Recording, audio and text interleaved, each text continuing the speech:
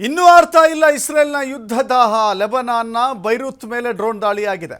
ಲೆಬನಾನ್ನ parliament ಪಕ್ಕದಲ್ಲಿಯೇ ದಾಳಿಯಾಗಿದೆ.